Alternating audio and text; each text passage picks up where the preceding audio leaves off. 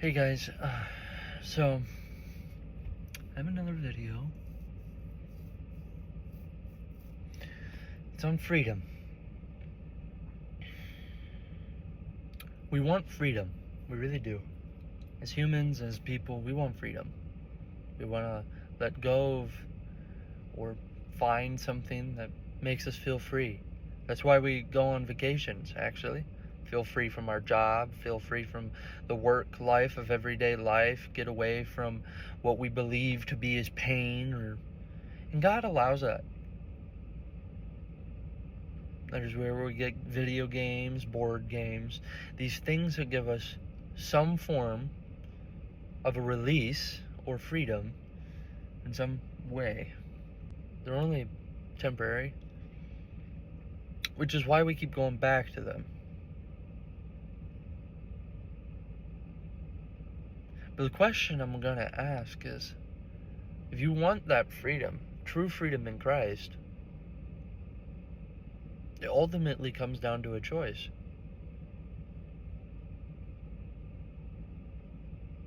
And a process. The choice is chosen over a lifetime, time and time again. It's tested.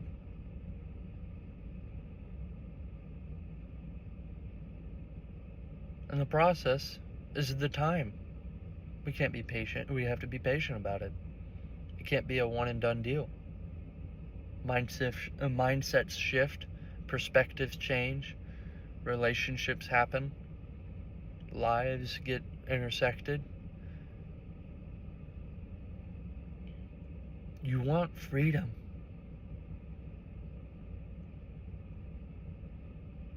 Then why are you believing the lies?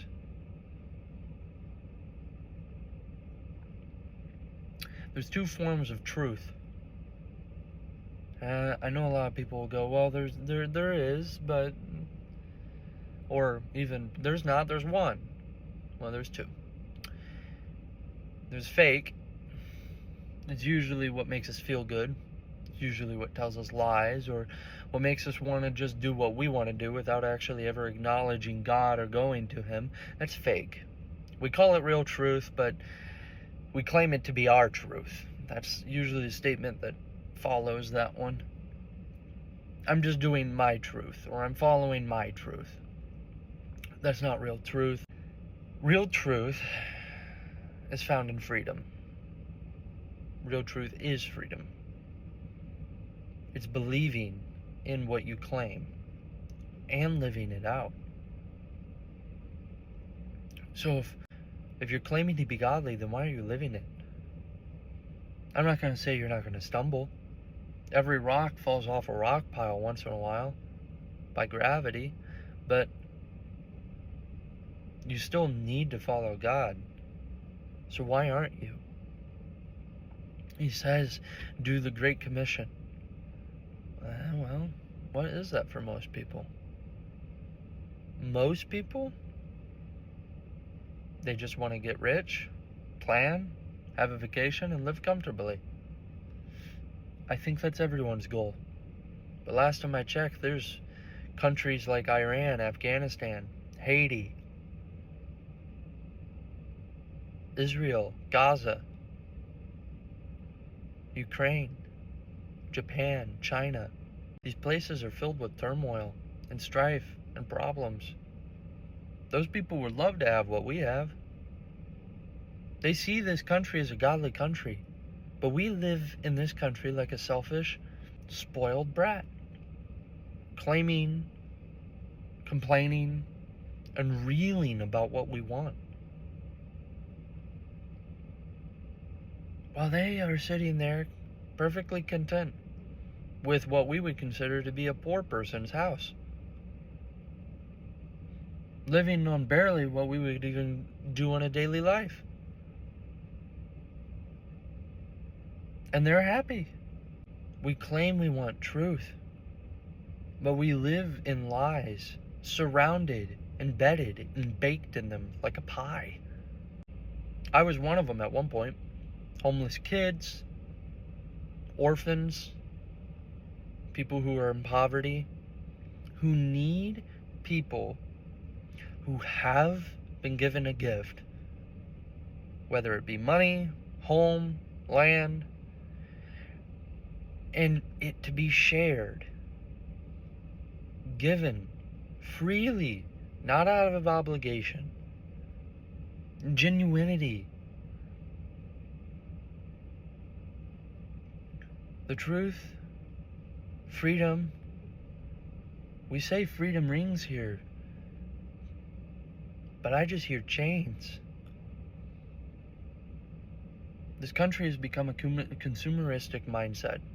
What can I get now? How fast can I get it? And why can I get it? What's the purpose for me? How do I get involved? It's selfish, and it's directed and driven by the enemy, not by God. God's trying to retake it back,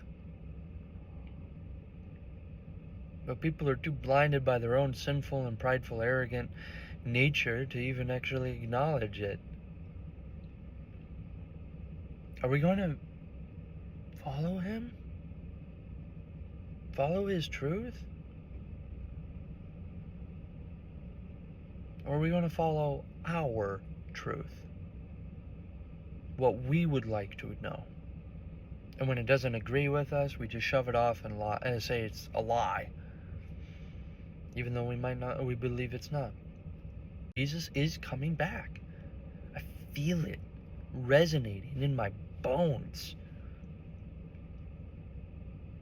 It's what gets me up in the morning when I feel like I can't do anything else. It's what gives me hope that even though I might fail, or I might not even called a good servant up in Judgment Day, he's coming back. And that excites me because that gives everybody else the opportunity. And people who have been going through so much issues and pain and sorrow and suffering their whole life, it gives them some freedom. Are we going to be a blessing unto their life? Or are we going to keep making excuses on why we need to keep what we have? There's millions of people, not just in America, that are begging and calling out to God on a daily. But they're struggling because in their pain, in their issues, in their problems, they're calling out to God, and God is trying to send people to them to be an aid, a lifeline, a hope. Even though he doesn't send his angels right then, he's trying to send you to be a part of their life, to be a part of their freedom, to be a part of their new relationship with him. And you, whoever you are, sometimes I even do this, we are making excuses of why we can't be there. A hope, a light, helping them walk. Some people don't know what freedom is, and our lives are supposed to showcase it. And when they're not, that's where people don't want to follow Christianity. That's why. This is because we make it look false. Yeah, I get we're imperfect. But when you stick on rules and regulations, when you stick on things that aren't actually freedom, you're lying to yourself and to these people. You don't have true freedom at that point. You have chains.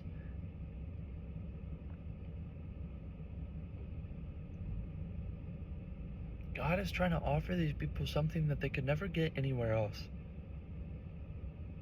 And the devil is working behind the scenes to orchestrate, make sure that they never get it. What side are you going to be on? Because ignoring them is just being on the devil's, whether you like it to admit it or not. Making excuses on why you can't show up, or making excuses on why to be angry at someone, whether they hurt you or not. From your perspective, doing these things, you unknowingly are following the enemy.